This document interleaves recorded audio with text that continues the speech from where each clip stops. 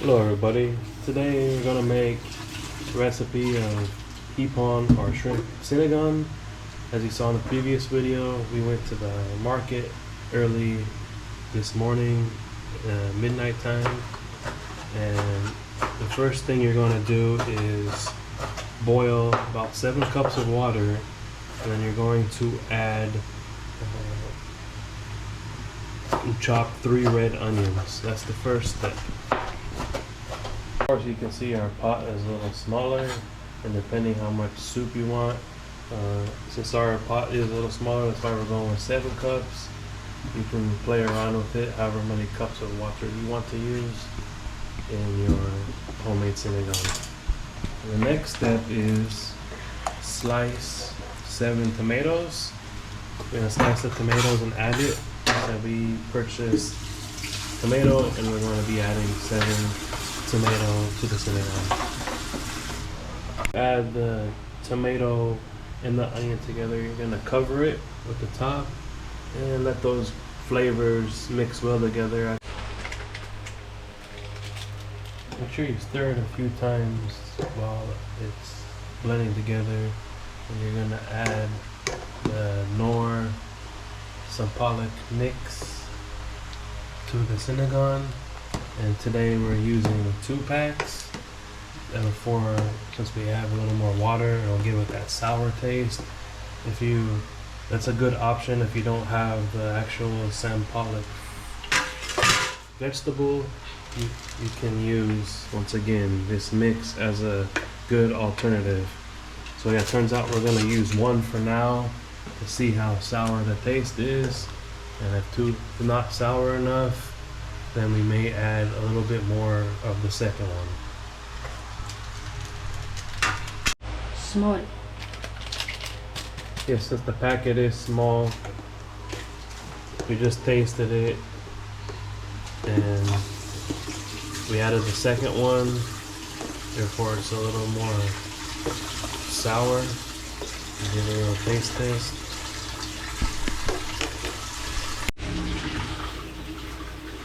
Okay, since we got it mixed well, give it a little taste. See the sourness. Careful, it is hot. And that's perfect right there. The 2 small ones, or you can get one large one if you don't have the large ones. At the market, we also bought taro root. Me and my wife personally like the taro root here in Philippines. It is a lot more basa and fresh comparing to America, very dry. So we are adding 3 taro. As you can see with the taro, we sliced it, and then after adding the taro, we also purchased radish. So we're gonna be using 3 radishes and slicing as well. You wanna add these next 2 vegetables because since they are hard, it takes a little while and longer to cook.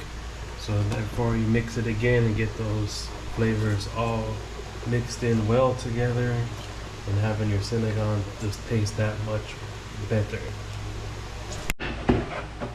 Yes, after you have those vegetables mixed in and it comes to a boil, remove that excess oil on the top, throw it away in the sink, and let it mix together. I'd say roughly again 15 minutes most likely, stirring in between to soften the vegetables and get those flavors blended well together. Smelling so good already. You actually want to keep these vegetables at a good boil to soften them down, not medium heat.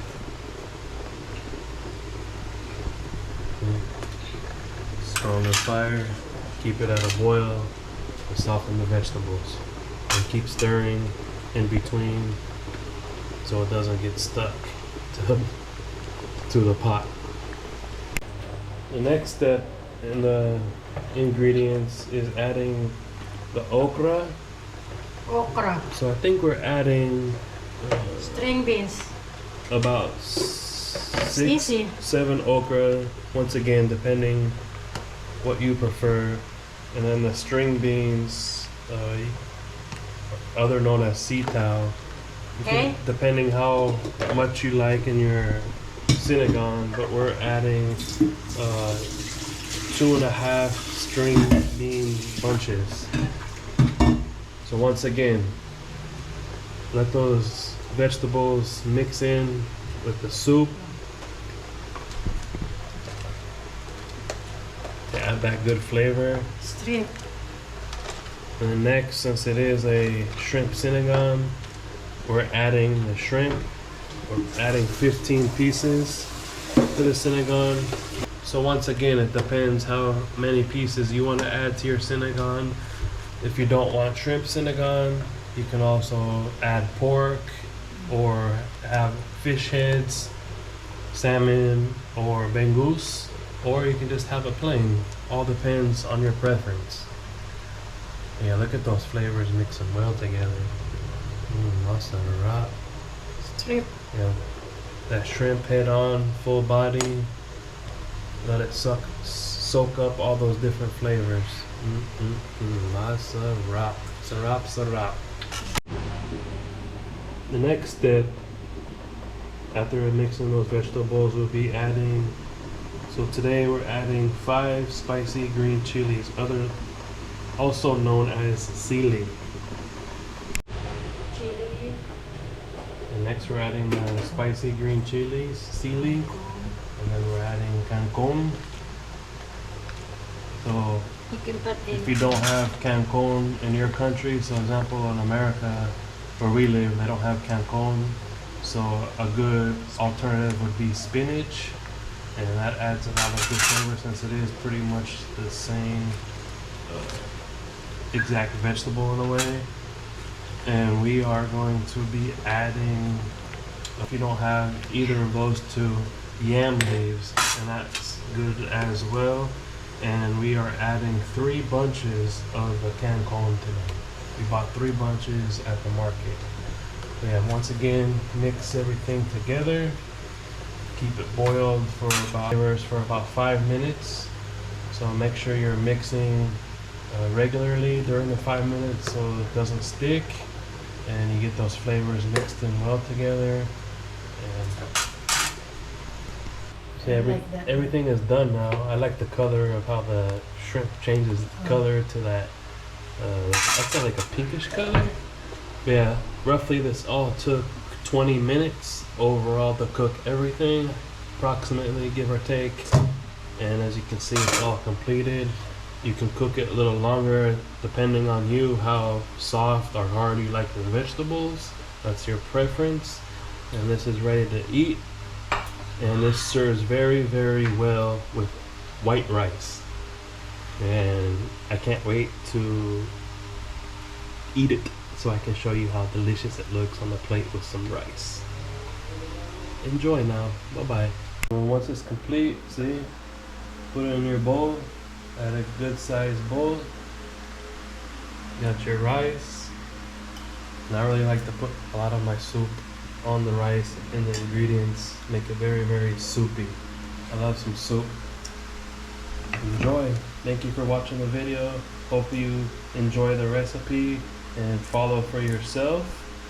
And since we did oversaturate the sinigang with a lot of vegetable, there wasn't enough space to add eggplant, so you can also add eggplant too, just to make it that much better and get those flavors going. Yeah, thank you very much for watching. Hope you enjoyed, and let me know what type of recipe that you like to follow or the style that you like to eat in the comments. And once again, thank you for watching. Take care. Much love. God bless. Peace.